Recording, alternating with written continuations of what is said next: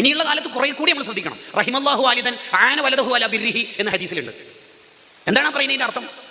മക്കളെ അനുസരണ ഉള്ളവരാവാൻ വേണ്ടി അവരെ ഹെൽപ്പ് ചെയ്യുന്ന ഉപ്പാക്കുമാക്കും നീ റഹ്മത്ത് ചെയ്യട്ടെ എന്ന് നബി സല്ലല്ലാഹു അലൈഹി വസല്ലം തങ്ങൾ ദ്വാരക്കാണ്. എന്ന് പറഞ്ഞാൽ അവൻ ഫുട്ബോൾ കളിക്കാൻ ബൂട്ടൊക്കെ ഇട്ടിട്ട് റെഡി ആയിട്ട് ഇരിക്കുമ്പോൾ ഇപ്പം തക്കാളി വാങ്ങാൻ പീടികയിലേക്ക് പോകാൻ പറഞ്ഞാൽ അവൻ പോകാൻ സാധ്യതയില്ല. അത് നമ്മൾ മുൻകൂട്ടി കണ്ടിട്ട് തക്കാളി വാങ്ങാൻ ഇപ്പം പറയാതിരിക്കുകയാണ്.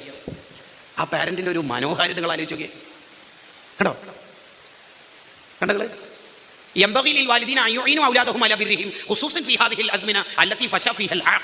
ഹദീസിന്റെ വ്യാഖ്യാനമാണ്. അനുസരണക്കേട് വർദ്ധിച്ച ഈ കാലത്ത് കുറെ കൂടി അവരെ ചേർത്ത് പിടിക്കുക. ഈ മുടി നീണ്ട ഒരു കുട്ടിക്ക് ഇപ്പോൾ കിട്ടാത്ത ഒരു പ്രശ്നം, കിട്ടാത്ത ഒരു കാര്യം എന്താ വെച്ചാൽ അവൻ്റെ തോളത്ത് കൈവച്ചിട്ട് തിരുത്തി കൊടുക്കുന്ന ആരും ഇല്ല എന്നുള്ളതാണ് ഈ കുട്ടികൾ നേരിടുന്ന ഏറ്റവും വലിയ പ്രശ്നം. അവൻ്റെ തോളത്തൊന്ന് കൈവെക്കുക. ഈ മുടി ഫുള്ളും മോൻ്റെ തന്നെയാണോ?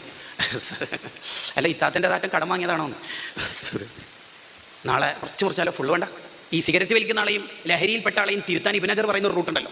ഫുള്ളറ്റടിക്ക് കഴിയൂല, കുറച്ച് മുറിച്ചാലോ മുമ്പെന്ന് എന്തായി പറയാം? ഓക്കെ അല്ലേ? ആണോ? ആ കുട്ടിക്കും തോന്നൂലേ ഒളവെടുക്കുന്നത് ശരിയില്ല?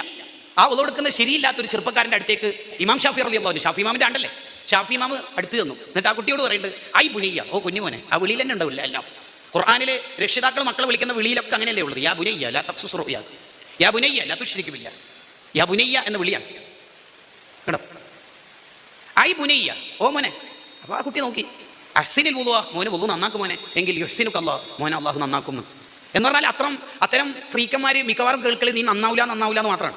ഷാഫി ഇമാം നന്നാവിൻ്റെ വാതിൽ തുറന്നു കൊടുക്കണം. യുഹ്സിനുക അല്ലാഹ്, മോനെ അള്ളാഹു നന്നാക്കുന്നു.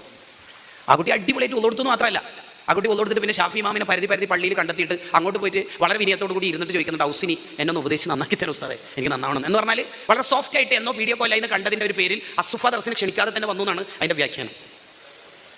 ആരും കിട്ടുന്നൊന്നുമില്ല ഉസ്താദേ പിള്ളേരൊന്നും ക്ലാസ്സിന്. അതിന് നമ്മളെന്താ ചെയ്തത്? നമ്മൾ ചെയ്ത പരിപാടി എന്നാ നമ്മൾ എന്ത് ചെയ്തു?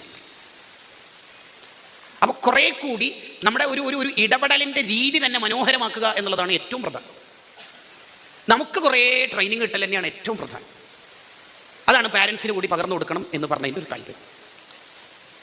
നമ്മളെ ഒന്നാമത്തെ ഒരു വിഷയം എന്ന് വെച്ചാൽ ഈ പറയുന്നൊക്കെ ഞാൻ എങ്ങനെയെങ്കിലും എഴുതിയെടുത്തിട്ട് ഏടെങ്കിലൊക്കെ പറയണം എന്നതിലപ്പുറത്ത് ഞാനൊരു പാരൻ്റ് അല്ലേ എന്ന് ആലോചിക്കാൻ കുറേ വൈകും. കാരണം അവൻ പ്രവർത്തിച്ചിട്ട് നമ്മൾ ഫയൽ ടൂലേക്ക് എത്താൻ കുറേ ടൈം എടുക്കുന്നുണ്ട്. നമ്മളിലേക്ക് ഇങ്ങനെ കൊണ്ടുവരിക, നമ്മളിലേക്ക്. ഞാനൊരു പാരൻ്റ് അല്ലേ ശരിക്കും. എന്നെ എൻ്റെ മകൻ കാണുന്നത് ഫോൺ ഉപയോഗിക്കുന്നതായിട്ടാണോ കൂടുതൽ? ചിലപ്പോൾ കിതാബ് PDF നോക്കുന്നതായിരിക്കാം, പക്ഷെ അവൻ കാണുന്നത് എന്താണ്?